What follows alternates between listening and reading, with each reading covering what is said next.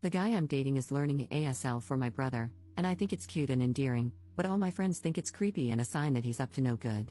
Posted by you/throw_ra_tall giraffe.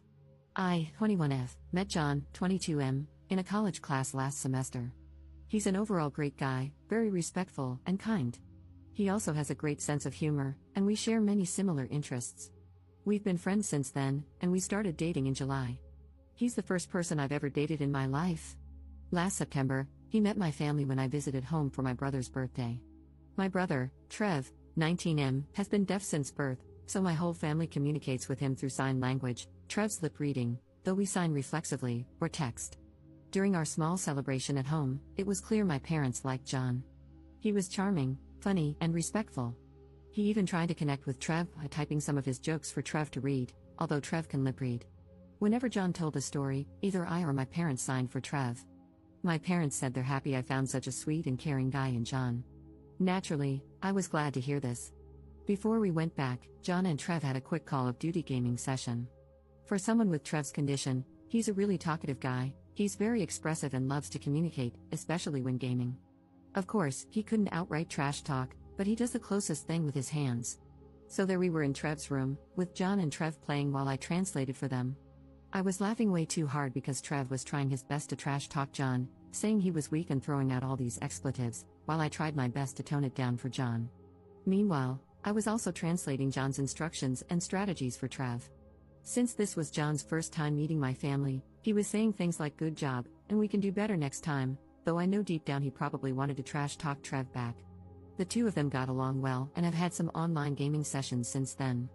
2 weeks ago, John visited home with me again for my mom's birthday.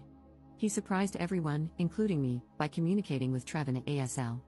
John was still at the alphabet, basic words, and some rehearsed phrases, but we were all delighted that he had made the effort. Trev's face lit up, and I'd never seen him happier having a new long-term friend with fewer communication barriers. Apparently, John had been watching YouTube tutorials and using other online learning platforms to learn ASL. The two of them had another gaming session, and this time, John and Trev could communicate more directly. It was still a bit slow, and I had to do some translating. Imagine trying to baby talk to a grown man or speaking to a caveman with choppy sentences, but I could tell Trev was having a great time. They also got more comfortable with each other, engaging in more explicit trash talking, which I didn't tone down this time. John has been religiously learning ASL since then, and he's making great progress. I was so happy about this that I told my close friend group from high school. However, most of my friends, especially my closest guy friend, told me what John is doing is a red flag because it could be a form of obsession or emotional manipulation. My guy friend also said it was creepy that John is becoming too attached to my family when we've only been dating for about 5 months. He even suggested that John might only be doing it to get laid or something. I know there's some validity to what my friends said, but I'm not convinced. John has been wonderful and sincere the entire time. I know it's naive to say this because he's my first relationship, but I can see this becoming long-term. Yes, we haven't hooked up yet because I told him I wasn't ready, and he's never pressured me. Still, is John's behavior something I should be concerned about? Again, I don't have any experience with dating or relationships, so I don't know if this is truly concerning. My friends are pushing me to break up with John, but I'm not sure. How should I proceed? Update 1 month later. Sorry, this is going to be a long one. This will be an update to my original post, but I'll also try to address some of the frequently asked questions. First off, I want to thank everyone who shared their insights on my original post. As I mentioned, I'm very new to relationships, so reading perspectives outside of my inner circle was very eye-opening. To begin, many Redditors said that my high school friends are conniving, untrustworthy, and ableist people who never bothered to learn ASL despite knowing me for a long time. I take accountability for this. I'm not saying they're blameless, but it's not entirely their fault. For some context, our family moved to the area during my senior year of high school because of my dad's job. The friend group, 2 guys and 2 girls before I joined, was already tight-knit when I came in. They took me in after we were grouped together for a school project, and they've been with me ever since. We've been friends for about 4 years now. They're not exactly saints, but they helped me survive my senior year in one piece. They're fun to hang out with, and they provided the support I needed when I was struggling. Also, during that time, my brother was having an especially hard time adjusting because of his disability, so my friends never really saw much of Trev. To be clear, I was never ashamed of Trev. It's just that whenever my friends came over, he either locked himself in his room or was in a different area with his tutor and never really interacted with us. Whenever he did come out, he was really shy and awkward, so my friends mostly just got glimpses of him. By the time Trev became more comfortable in our area and found his own circle, my friends and I had already graduated from high school and didn't hang out regularly anymore.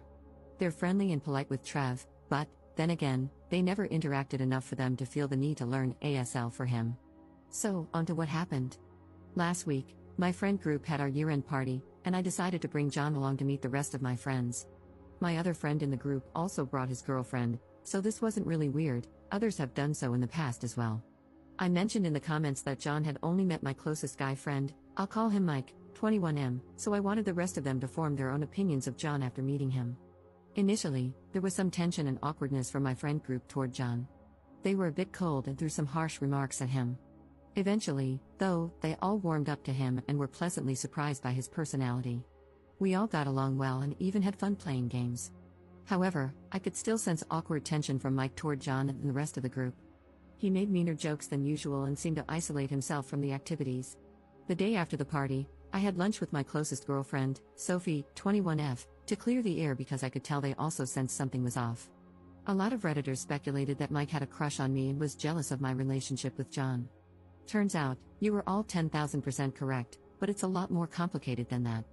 Apparently, Mike has had a crush on me since our senior year of high school. However, he was known in school as a notorious ladies' man and had a new girl with him almost every month. This behavior got exponentially worse during college. He had different hookups almost every night and even had a pregnancy scare with a girl last year. I knew about all of this because he bragged about sleeping around every time we met up. What I didn't know was that the entire time, Mike had been making up fake stories about me and him. Sophie told me that, apparently, Mike had claimed we had a pact that if we were still single at 30, we'd marry each other. He also told our friend group that we hooked up after graduation and that he took my first time then, so he's my special person, whatever that means. He further claimed we'd been secretly hooking up consistently throughout college. For context, Mike and I attend different universities about 30 minutes apart. Lastly, Mike told them that I said I was in love with him. He asked our friends not to tell me anything so I wouldn't get embarrassed or upset, as I supposedly have an image of being somewhat of a prude. Mike also told our friend group that when he met John, he thought John was a total jerk who was manipulating me and taking advantage of my innocence and naivete. He claimed John was forcing himself into my family and driving a wedge between me and my friends.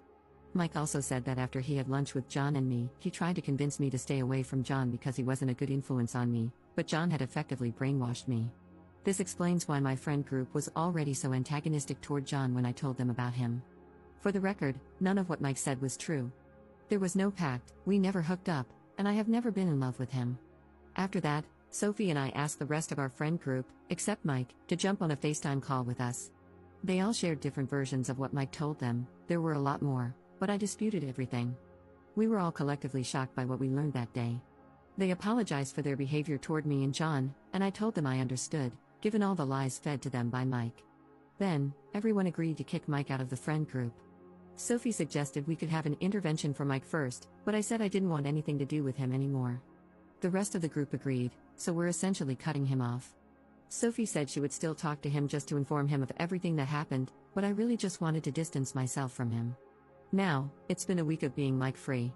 Sophie said that when she and another guy friend talked to Mike, he became extremely defensive, confrontational, and aggressive. He wasn't physically violent, but he called them names, attacked their characters, and made such awful statements about everyone in our friend group that I won't include here. It looks like cutting him off completely was the right call. After reading everyone's comments on my previous post, there were a lot. I reflected on my relationship with John and my friends. I then talked to my parents for advice since they have the best relationship I know of. They told me that from what they saw of John when he visited our home and how I spoke of him, it seems like he is a genuinely nice person with pure intentions. It also helps that John and I were friends for months before we started dating, so I already knew his character even when there was less pretense of him trying to impress me. He's already impressive on his own though, lol. I then told John about everything that happened and apologized, fully expecting him to be mad at me for doubting him and his intentions. Instead, he said he understood because, of course, it was only natural for me to trust my friends and expect them to have my best interests at heart. He then asked me if there was any point in our relationship when I felt uncomfortable or uneasy around him, and I categorically said no. I told him that he's my safe space and that he has nothing to worry about. He then reassured me that his intentions with me are genuine, and he even said that he sees a future with me, which I reciprocated. Also, Jana and Trev's friendship is still going strong. Trev participated in one of John's D&D sessions with his friends, and John and I both acted as translators. We were delighted to see that most of John's friends already know the ASL alphabet. Apparently, they had even included it in the lore of their D&D campaign. Additionally, Trev has been asking John for tips on working out and getting fit lately since they have the same body type, but John is more toned. One of his brothers is a fitness instructor. I also met John's family for the first time at their annual get-together. It was super fun. There were games and contests. I wasn't prepared for it, but apparently, since their mom is a theater performer and their dad is a music producer, it's a family tradition to have a talent showcase. They gave me a pass this time, but they told me I should prepare something impressive for next year, lol. So, that's it for this update. My relationship with John is stronger than ever, and I finally know who my true friends are. If you've made it this far, thank you so much for your time. Happy New Year to us all. Commenter. I believe the proper term for kicking Mike out of your friend group is called a mic drop.